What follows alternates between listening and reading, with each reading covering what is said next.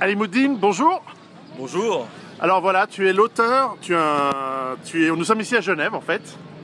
Tu es un journaliste genevois et tu es également l'auteur d'un livre que j'ai lu, La Grande Invasion, comment s'organisent les acteurs du chaos migratoire, avec la photo de Mamadou, avec un dessin de Mamadou en train d'arriver vers un petit village européen. Alors, c'est une couverture de Maria Comac. Oui, qu'on salue. Alors ce livre est sorti aux éditions Contre-Culture, 14 €, donc il est pas très cher. C'est un excellent livre, soit 200 et quelques pages, 120 et quelques pages, mais enfin il les vaut, il est très très bien. Alors je l'ai lu. Qu'est-ce qui t'a amené à écrire ce livre?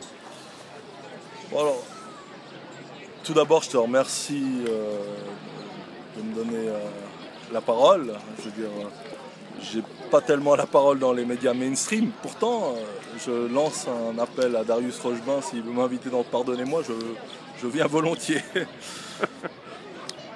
Donc, le sujet de l'immigration, c'est un sujet sur lequel j'écris depuis quelques années déjà.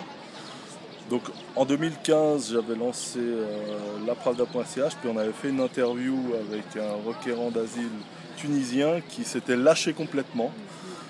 Il avait parlé des femmes suisses qui voulaient baiser. Moi je trouvais très brut, je trouvais très intéressant ce témoignage parce qu'il a dit le fond de sa pensée. Et le sujet de l'immigration en Occident, moi je trouve que c'est un sujet qui mérite d'être creusé. Hein. Surtout en Europe occidentale, où il y a une immigration de masse. Alors qu'il y a un chômage de masse. Alors qu'il y a un chômage de masse. Donc on n'a pas besoin de migrants dans nos sociétés. C'est une évidence. Tu balances dans ce livre des informations tout à fait factuelles qui sont... c'est du lourd, hein. Tu traces en gros un des grands financiers de cette immigration de masse, de ces, disons, 10 dernières années, et qui a commencé bien avant, George Soros. Tu transcris notamment une de ses interviews où il explique quelle est sa motivation. Alors, quelle est ta perception, en ayant écrit ce livre, de la motivation de quelqu'un comme George Soros et des autres acteurs qui poussent à cette immigration? Bon, déjà, George Soros n'est ni catholique ni musulman. Il est riche. Il est surtout très riche et en fait, il a mis son argent au service d'une idéologie.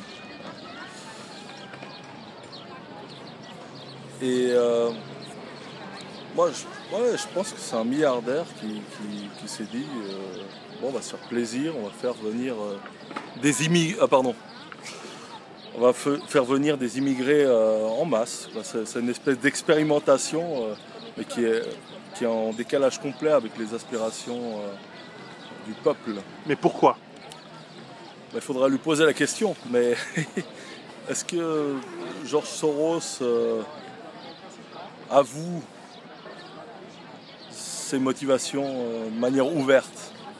Il parle de société ouverte, mais il ne parle pas de ses motivations. Alors, évidemment, il y a on peut le soupçonner de faire partie du projet sioniste mondial. Hein. Lui, c'est plutôt on va dire, sioniste de gauche. Hein. Et je crois qu'en fait, ça fait partie de... Il rend service quand même à Israël, en fait. Il rend service au sionisme. Mais pourtant, il est souvent en conflit avec, par exemple, Netanyahou, qui est même allé voir Orban en Hongrie pour se plaindre et pour travailler avec le gouvernement hongrois contre les activités de Soros, qui critique souvent Israël et a des positions très pro-palestiniennes. C'est vrai, mais est-ce que c'est pas un petit théâtre finalement? Parce que si on regarde... Bon, évidemment, moi je suis allé à Bruxelles en 2007. On voit des voiles partout. On peut s'agacer de cette islamisation, mais il faut vraiment dénoncer ceux qui organisent et qui encouragent cette immigration. Soros, Kouchner, Attali, BHL, Glucksmann ne sont pas musulmans et pas catholiques. Alors que le cheikh Imran Hossein, il décourage les musulmans à venir en Europe, ça il faut le savoir. Donc on a ces sionistes de gauche, puis ces nationaux-sionistes comme Zemmour, Goldnadel, Finkelkraut, Netanyahou. Ils se focalisent sur l'islam, mais ils ne parlent jamais d'Israël. Israël, c'est une organisation israélienne qui encourage les migrants en Grèce à aller jouir des aides sociales en Europe du Nord. Et je pense que ces gens se revendiquent de la philosophie de Soros. Et en même temps, ils ont reçu des subventions gouvernementales israéliennes. Donc je pense que finalement, il y a une sorte de petit théâtre entre ces gens. Quel est Good cop, bad cop, tu parles d'ailleurs dans ce livre, tu cites justement Attali, Kouchner, BHL, Glucksmann et beaucoup d'autres qui depuis les années 70, les années 70 ont poussé à cette immigration d'abord de travail, ensuite le regroupement familial, ensuite qui s'est accéléré et aujourd'hui les digues sont grandes ouvertes. Et en fait, ces gens, comme tu dis, qui sont ni musulmans ni catholiques, bien que le pape semble aller dans ce sens-là, ces gens-là... Peut-être c'est un représentant du noachisme, on peut peut-être, en tout cas, ou alors il est peut-être fou simplement, ou ils ont des dossiers sur lui, on ne sait pas. En revanche, tous ces gens sont potentiellement des victimes de ces migrants, parce que tôt ou tard, ces migrants vont remplir les grandes villes d'Europe où habitent ces élites cosmopolites, on va dire ça comme ça, et qui sont souvent, pour des religions parfois religieuses, mais parfois simplement de classe sociale, vont être parmi les victimes de ces migrants qui vont finir par les cambrioler, les frapper, les tuer parfois. Est-ce qu'ils ne sont pas en train de faire en fait aux pompiers pyromanes? Et quand tu as de l'argent, en fait, tu peux te protéger de la criminalité.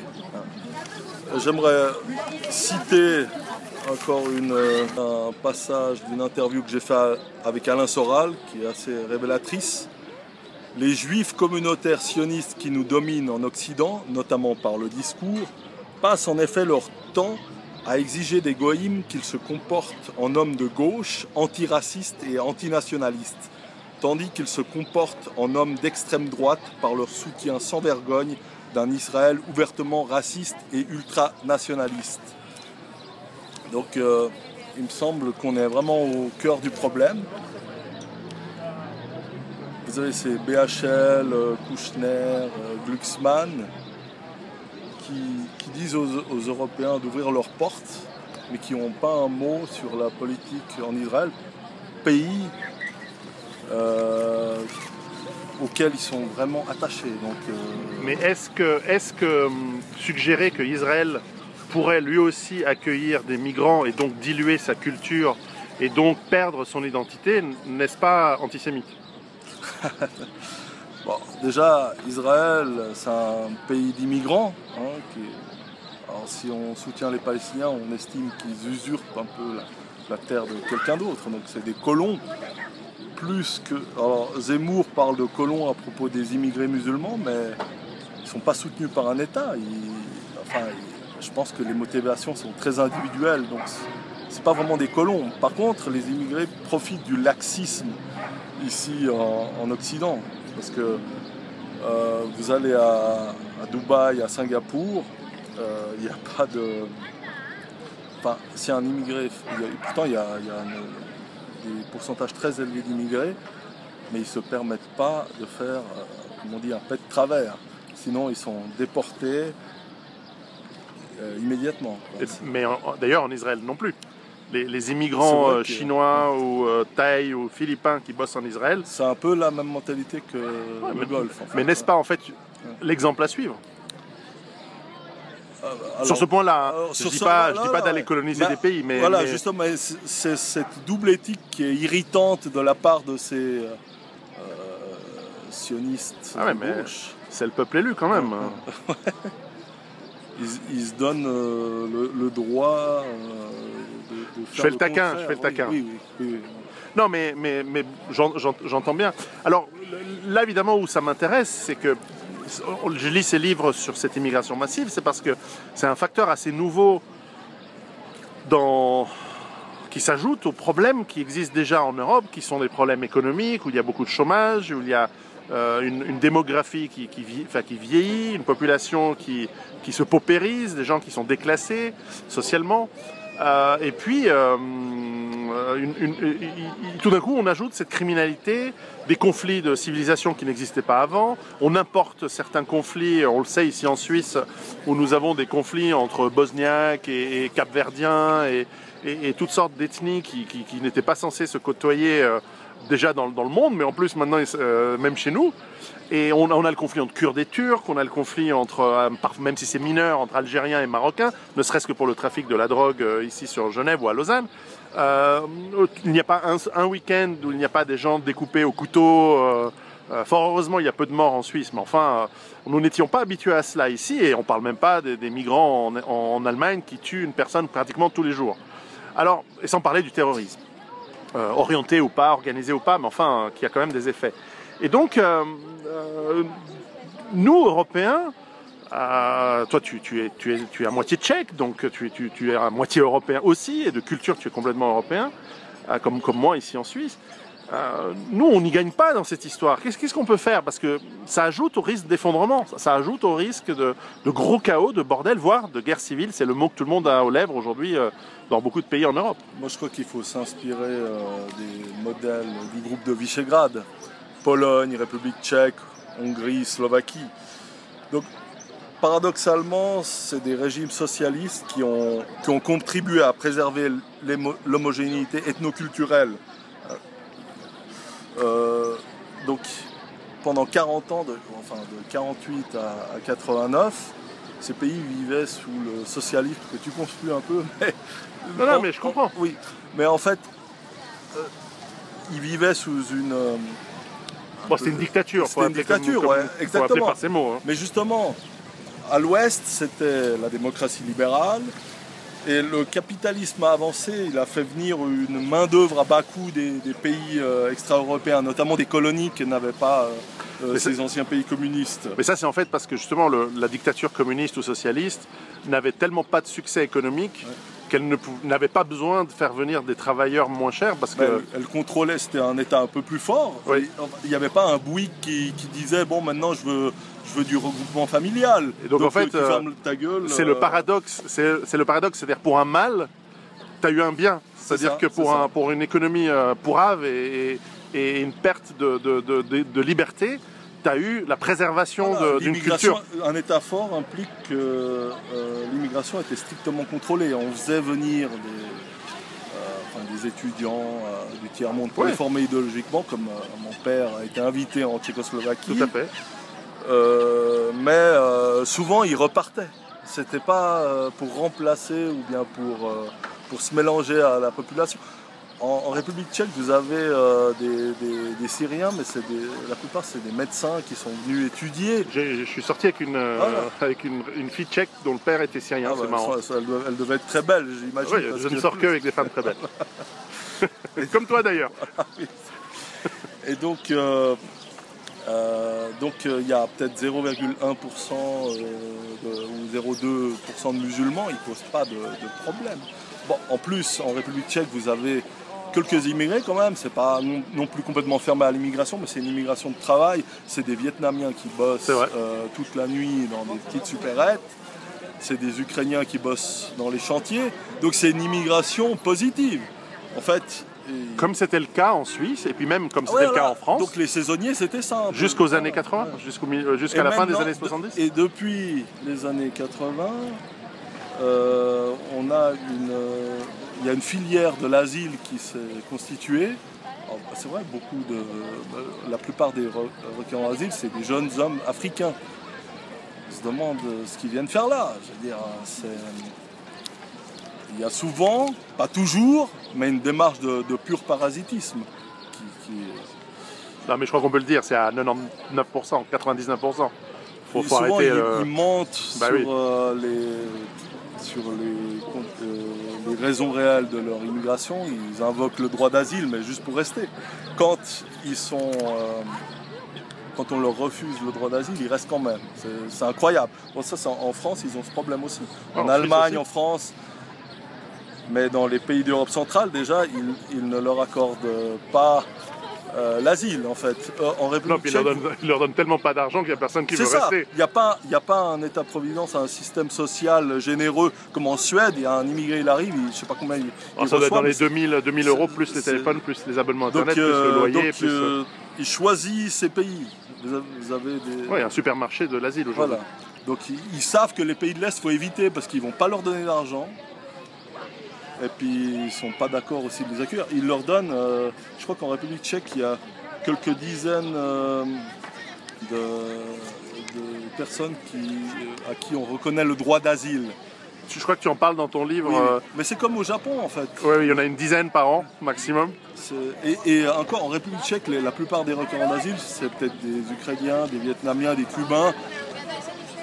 Il n'y a pratiquement pas d'Africains. Oui. Ils vont tous en France, en Italie, en Suède, en Allemagne. Ils savent où aller pour obtenir. Donc c'est devenu un business qu'on ne peut pas accepter. En fait. Ouais. Alors, pour terminer, est-ce que pour ceux qui liront ton livre, et je le conseille, c'est peut-être intéressant, c'est un livre qui complète très très bien un livre d'un de nos confrères, Pierre-Antoine Plaquevent, qui a écrit un livre plutôt sur Soros même. Là, tu parles un peu de toute la... Tu parles également des filières... quand tu parles de Soros, tu parles du financement, mais tu parles aussi de ces élites autoproclamées et surtout des médias qui sont partie prenante, qui ne sont plus neutres et qui sont partie prenante dans ce débat. C'est pas étonnant qu'ils ne t'invitent pas pour en parler. Là, il y avait la RTS qui faisait un reportage dans les pays dits nationalistes. En Italie, il y a une série en Italie, en Autriche, en Hongrie et en Slovaquie. Ouais. Quand tu écoutes la narration, il y a un des journalistes qui était avec moi à l'université, il a été diplômé en même temps que moi. Il est très conforme à l'idéologie dominante, l'idéologie de Soros.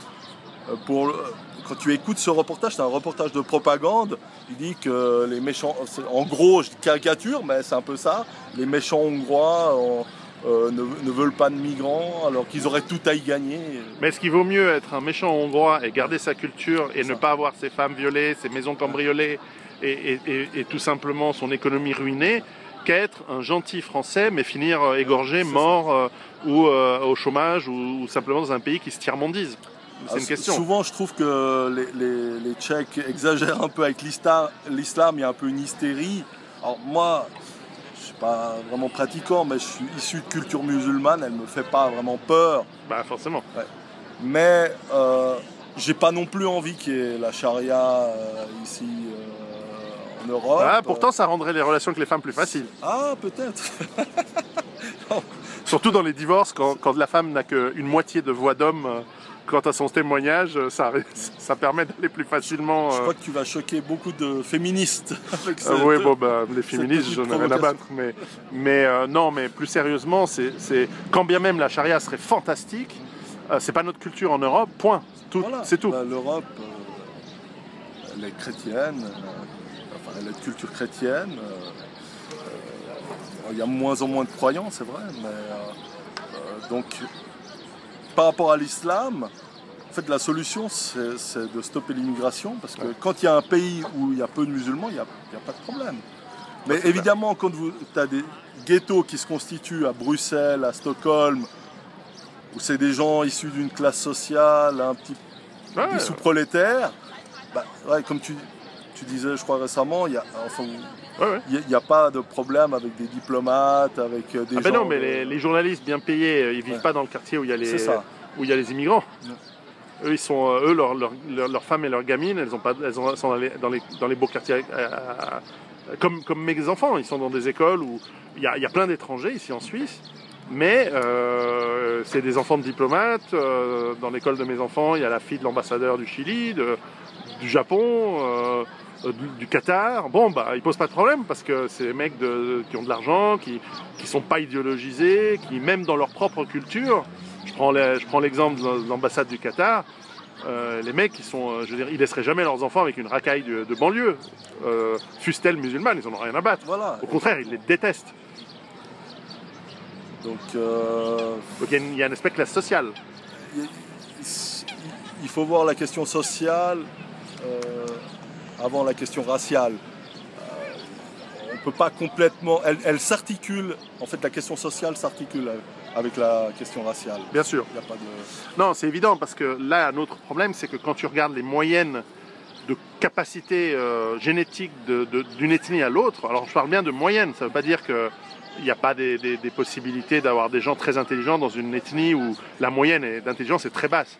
Mais justement, là où par exemple la Suisse n'a jamais eu de problème d'immigration dans le passé, parce que quelle que soit l'origine des gens qui venaient en Suisse dans les années 50, 60, 70, 80, c'était des gens plutôt qualifiés quand il s'agissait d'ouvriers, et quand il s'agissait d'autres professions, notamment du tertiaire, c'était des gens très qualifiés, au minimum des médecins, voire des ingénieurs, des physiciens nucléaires qui allaient au CERN, etc. etc. Et donc le problème du QI moyen ne se posait pas, et le problème des compétences lorsqu'il y a des ghettos ne se posait pas, puisqu'il n'y avait pas de ghetto. Je veux dire, le ghetto des Portugais à Genève, il est plutôt sympa, ça se passe bien.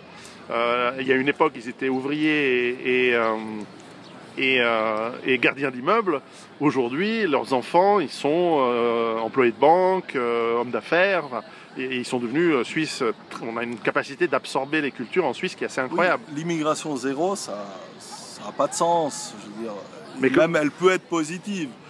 Mais quand... Pas dans un monde globalisé en tout cas. C'est évident que tu peux pas massive et que les migrants imposent leur mode de vie. C'est vrai que si en France, il doit y avoir entre 7 et 10 millions d'Algériens, par exemple, forcément, sur cette masse, tu as tendance à avoir, dans cette population, le quotient intellectuel moyen de l'Algérie, qui est autour de 80 et quelques. Et donc, ça exclut énormément de capacités pour atteindre certains métiers.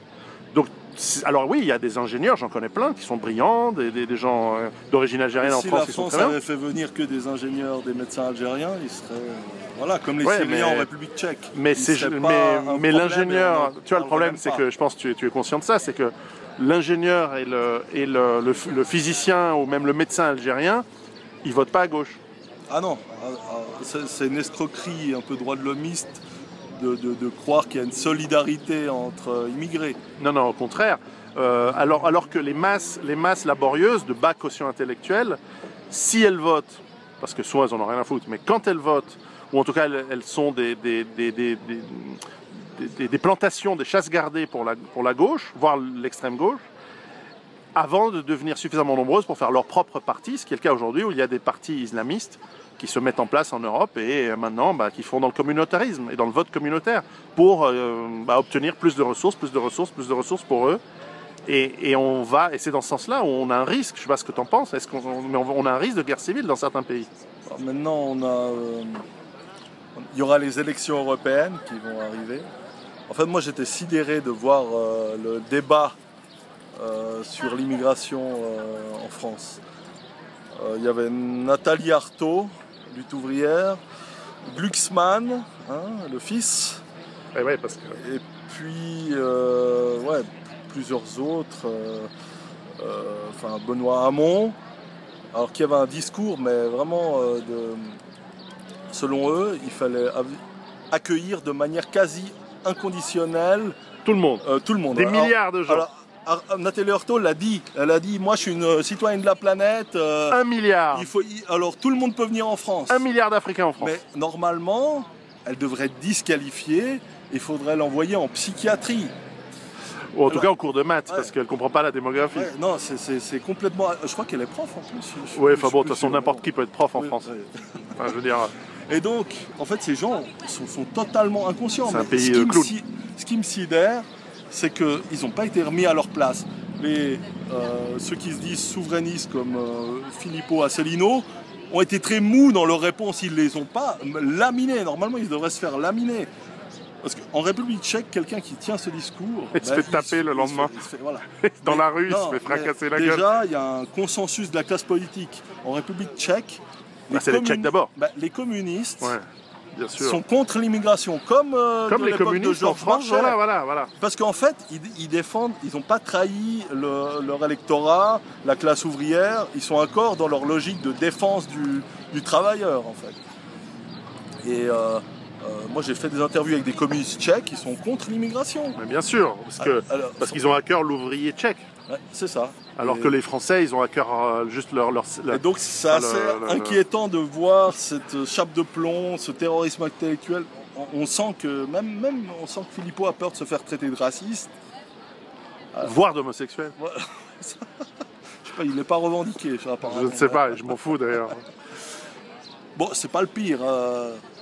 Mais je trouve presque plus intéressant Dupont-Aignan. C'est pas un appel à voter Dupont-Aignan, mais il est un peu plus incisif sur l'immigration que Asselineau. Asselineau qui a dans sa liste le fils Bruni, Sarkozy et oui, parce qu'il faut faire de l'entrisme partout. Comment il s'appelle ce film? Enthoven. Ouais, je m'en fous. C'est philosophe entre guillemets. Hein. Mais comment ça se fait qu'il soit adoubé sur une liste comme ça, dite du Frexit? Moi, j'aimerais bien comprendre. Mais... Donc, on peut s'inquiéter un peu du niveau du débat dans les pays occidentaux, mais je pense que le salut viendra de l'Europe centrale. Pendant longtemps, on pensait que le salut allait aussi venir de Suisse. Qu'est-ce que tu en penses après les votations de dimanche dernier? Alors je sais que tu as été affecté par cette votation sur les armes. Pas directement, mais philosophiquement, oui. Philosophiquement, c'est... Alors bon, il y a eu un vote pour restreindre. C'est vrai les gens ont eu un peu peur. Ils se sont soumis un peu à l'Union européenne. C'est ça surtout. Il faudrait voir dans un deuxième vote si les Suisses... Là, je pense que ce sera vraiment révélateur. Si les Suisses ne peuvent plus garder leurs armes à la maison, là, on aura atteint un point de non-retour très inquiétant. C'est clair, parce que l'exemple, c'était justement la République tchèque, puisque c'est une loi européenne qui, évidemment, peut être négociée par chaque pays européen dans certains détails. Et la République tchèque, qui est un grand pays, d'abord producteur d'armes, mais aussi de pratiquants, d'utilisateurs, de chasseurs, etc., et où la loi a été changée pour être extrêmement peu restrictive et qui finalement s'adaptait à la culture tchèque. Les Suisses ont adopté la loi quasiment sans changer, rien du tout, et avec deux petites exceptions de rien du tout. Et d'ailleurs, je ne comprends pas comment il y a pu avoir ce résultat vu le nombre de gens qui ont des armes en Suisse. C'est le matracage médiatique et les moyens. Les moyens qui avaient le certes, lobby, ils ont mis des millions dans la campagne, mais et en fait, ça veut dire qu'à un moment où l'Union européenne est faible, on a montré une soumission qui n'est pas tout d'abord au niveau de notre Parlement, qui aurait dû négocier déjà, ça aurait évité une initiative et des votations d'ailleurs s'ils avaient négocié correctement. Donc quelque part, c'est soit des incompétents, soit des vendus, soit des traites, voilà, ils ont une idéologie qui est contraire aux intérêts de la Suisse, en tout cas. Ce que je crois être les intérêts de la Suisse. Et deuxièmement, la votation qui est quand même, alors qui a eu peu de mobilisation des votants, ce qui est incroyable, et surtout un vote qui a été à 60% pour accepter cette loi, puisqu'on a le droit de voter sur les lois. Donc on a montré que le peuple aussi se soumet. Et donc c'est un très mauvais message où en fait, tu sais, quand il y a un agresseur et un agressé, si l'agressé se soumet, l'agresseur va être encore plus agressif. Hein. C'est comme ça que ça fonctionne. J'ai l'impression que depuis que les Suisses ont voté pour l'initiative qui s'opposait à l'immigration de masse en 2014, il y a eu un tel déferlement que... Pas appliqué d'ailleurs. Voilà, pas appliqué d'ailleurs, il faut le souligner. Loi non appliquée. Donc, les Suisses ont un peu peur de voter pour des initiatives entre guillemets populistes. Hein, je pense qu'il y a une tendance. Alors que c'est uniquement l'intérêt de. Enfin voilà, donc je rappelle le titre de ton livre qui est très très bien. Donc La Grande Invasion, le titre est génial avec une belle couverture. Encore une fois, on voit le futur Montaigne, le futur physicien qui va relever le CNRS à lui tout seul. Et bref, Alimoudine, est-ce que tu as d'autres projets de livres? Je mettrai le lien pour le livre en description. Alors donc voilà, j'ai écrit déjà, mon premier livre c'était un livre d'entretien avec le saxophoniste Gilad Atzmon, ça c'est mon deuxième livre. Je travaille sur un nouveau projet, mais je ne peux pas encore en parler, mais tu en seras informé. Il y a du boulot, alors parfait. Possible. À très bientôt. À très bientôt. Ciao.